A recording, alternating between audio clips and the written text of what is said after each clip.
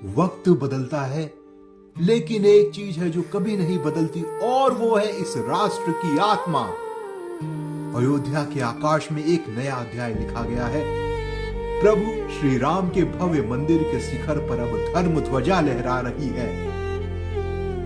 यह सिर्फ एक ध्वजा नहीं, युगों की प्रतीक्षा का पूर्ण होना है। ये घोषणा है कि आस्था का दीपक सदियों बाद फिर अपने शिखर पर पहुंच गया है। सदियों का संघर्ष, करोड़ों का विश्वास और राम नाम की अनंत शक्ति अब शिखर पर स्थापित है। यह वैश्विक उद्घोष है कि हमारी संस्कृति का वो सपना जो सदियों ने देखा था अब पूर्ण हो चुका है।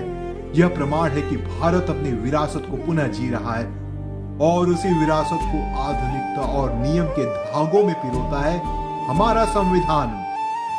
संविधान दिवस के मौके पर प्रधानमंत्री नरेंद्र मोदी ने देशवासियों को एक भावुक पत्र लिखा है। उन्होंने याद दिलाया है कि यह केवल एक किताब नहीं, बल्कि वो शक्ति है जिसकी बदौलत एक गरीब परिवार से आने वाला साधारण व्यक्ति भी आज देश का प्रधानमंत्री बन सकता है। यही लोकतंत्र का असली जादू है। संविधान हमें समानता देता है और राम मंदिर जैसा सांस्कृतिक अनुष्ठान हमें पहचान देता है। जैसा कि प्रधानमंत्री ने कहा है, सदी के 25 वर्ष गुजर चुके हैं और आज हम एक महत्वपूर्ण मोड़ पर हैं। आने वाला समय 2047 में आजादी के 100 वर्ष और 2049 में संविधान के 100 वर्ष सिर्फ तारीखें नहीं बल्कि एक इम्तिहान है। हमारे आज के फैसले आगे आने वाली पीढ़ियों का भविष्य तय करेंगे। इसलिए आज का संदेश स्पष्ट है, बात सिर्फ अधिकारों की भी नहीं, कर्तव्यों की भी हो। संविधान अधिकारों की ढाल है तो कर्तव्य उस रथ के पहिए हैं। अगर हम सिर्फ अधिकार मांगेंगे, कर्तव्य भूल जाएंगे तो लोकतंत्र का रथ आगे नहीं बढ़ पाएगा। जहां नियम हो वहीं समाज खड़ा होता है, जहां संस्कृति हो वहीं मानवता जिंदा रहती है।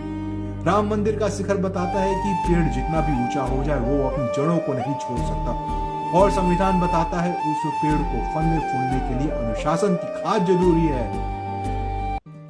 यही है विकास और विरासत का अद्भुत संगम। अयोध्या में लहराती धर्म ध्वजा हमारी संस्कृति है और संविधान दिवस का यह पर्व हमारा लोकतंत्र है। ये संयोग नहीं, ये संकेत है कि भारत विकास भी चाहता है और अपनी जड़ों को भी बचा कर रखना चाहता है। आधुनिकता की उड़ान कितनी भी ऊंची क्यों न हो, हमारी जड़ें, विनम्रता, परिवार और राष्ट्रहित हमें जमीन से जोड़े रखती है।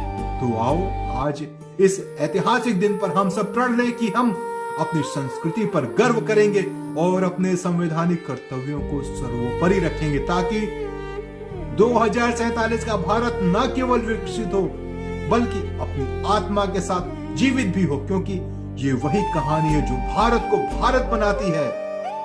जय संविधान, जय श्री राम, जय हिंद।